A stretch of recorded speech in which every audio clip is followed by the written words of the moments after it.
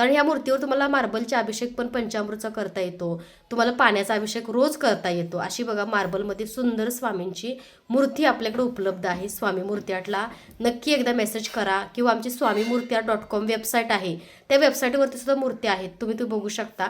आणि हा जो रोहिणीताईंनी बघा स्वामींसाठी हार आणलाय, कारण ती जी मेकअपची ऑर्डर आहे आणि ती स्वामींना फुलं, गजरा महालक्ष्मीला स्वामींना हा गुलाबाचा हार बनवून घेऊन आले सुंदर असा. आणि स्वामी पण बघा किती गोड दिसत आहेत, बघू शकताय तुम्ही.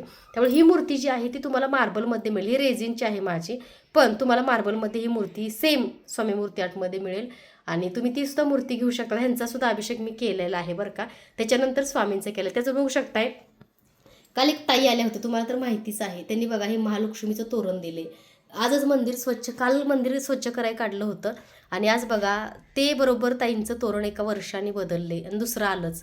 म्हणजे स्वामींची इच्छा असते, त्यांच्याकडून स्वामी सेवा करूनच घेतात. कारण कसं असतं, शेवटी स्वामींची भक्त किंवा सेवेकरी होण्यासाठी स्वामींची सुद्धा इच्छा मनापासून असावी लागते. आणि बरेच लोक म्हणतात की तुम्हाला गिफ्ट येतं, तुम्हाला विकत घ्यायचं आहे का?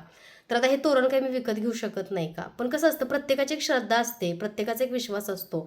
तर बघा, आणि संबंध किंवा नाते पॉझिटिव्ह लोकांसोबत ठेवा ना की निगेटिव्ह लोकांसोबत. आता बऱ्याच ताई मला काल शॉपला बघा एक 4-5 दिवसापूर्वी आल्या, त्यामुळे ताई आमचं चॅनल आहे, लोक निगेटिव्ह आहेत, कमेंट करता, आम्हाला व्हिडिओ करायची इच्छा होत नाही. असं काही नाही. कलियुगामध्ये बघा चांगली वाईट लोक दोन्ही प्रकारचे असतात. जसं की तिथं दैवी शक्ती, तिथं आसुरी शक्ती असतेच. आणि जी वाईट लोक आहेत ती असुरी शक्तीची किंवा राक्षस वृत्तीची लोक असतात. त्यामुळे बघा, तुम्ही भगवंताचं करताय ना, स्वामींची सेवा करताय, तर सगळं स्वामींवरती सोडून द्या.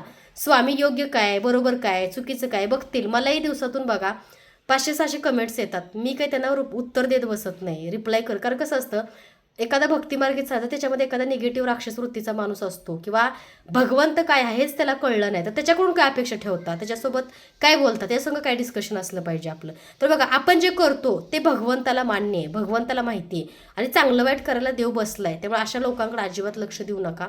चांगलं कार्य करा, चांगलं कर्म करा. शेवटी बघा, प्रत्येकाच्या आयुष्याची कर्माची जी काही दोरी आहे ती भगवंताच्या हातात आहे, ना की राक्षस वृत्तीच्या माणसांच्या हातात आहे. त्यामुळे बघा, तुम्ही मनोभावे सेवा करा, मनोभावे सगळ्या गोष्टी करा आणि तुम्ही देवावरती विश्वास ठेवा. कारण जो वाईट करतोय त्यालाही देव बघत असतो.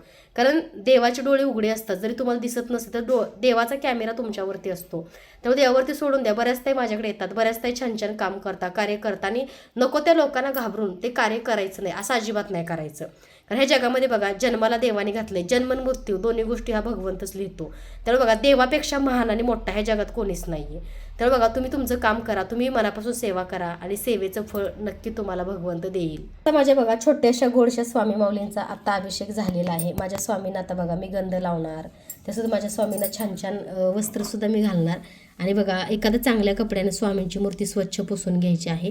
तुम्ही बघा, आयुष्यात तुमच्या खूप अडचणी आहे, तुमची कुठलीच कामं होत नाही आयुष्याला, माहिती आहे का? आर्थिक अडचण असेल तर महालक्ष्मीची सेवा करा, कारण लक्ष्मी तुम्हाला धन, दौलत, ऐश्वर्य देते. आणि आरोग्याची समस्या आहे किंवा तुम्हाला मनशांती हवी आहे किंवा आयुष्यामध्ये मार्ग सापडत नसेल तर तुम्हाला स्वामींची सेवा करायची. कारण आपल्या आयुष्याला बघा, दिशा दाखवणारे गुरु असणं खूप महत्त्वाचं आहे. गुरुशिवाय आपलं आयुष्य काहीच नाही. त्यामुळे बघा, गुरुसोबत असणं म्हणजे खूप मोठी शक्ती, खूप मोठी ताकद आपल्यासोबत असते. तर अशा प्रकारे बघा, सुंदर स्वामींची मूर्ती अगदी तुम्हाला शीतलताई विधिवत पूजा करून देते. स्वामी मूर्ती आर्ट इंस्टाला पेज आहे, त्याला लाईक करा, फॉलो करा. आपलं स्वामीमाई लाईफ शीतल हे चॅनल यूट्यूबला आहे, त्याच्यावरती सुद्धा बरेचसे सेवेचे व्हिडिओ मी नेहमी करत असते, त्यालासुद्धा तुम्ही नक्की फॉलो करा. त्यासोबत बघा, सबस्क्राईब करा. आणि आजचा स्वामींचा अभिषेक कसा वाटला तुमचंसुद्धा कमेंटमध्ये सुंदर आणि पॉझिटिव्ह मत मांडा. जी चांगली कमेंट करतात ती नक्कीच दैवी शक्ती असते, देव असतात, देवाचं रूप असतात, देवाच्या अंश असतात. आणि जे आसुरी राक्षस वृत्तीची लोक असतात त्यांच्याबद्दल काही बोलायलाच नको. तर बघा, आपण चांगलं कर्म करतोय, चांगल्या कर्माची पोचपावती नक्की भगवंत आपल्याला देत असतो आणि चांगलं वाईट करणारा आपला देवच असतो. त्यामुळे आपल्या भगवंताशी, आपल्या देवाशी एकनिष्ठ राहा. देवाची सेवा न चुकता न थकता सातत्याने तुम्ही करा, त्यातून तुम्हाला खूप चांगली रिझल्ट हा नक्की मिळेल. अवधूत चिंतन, श्री गुरुदेव दत्त, श्री स्वामी समर्थ.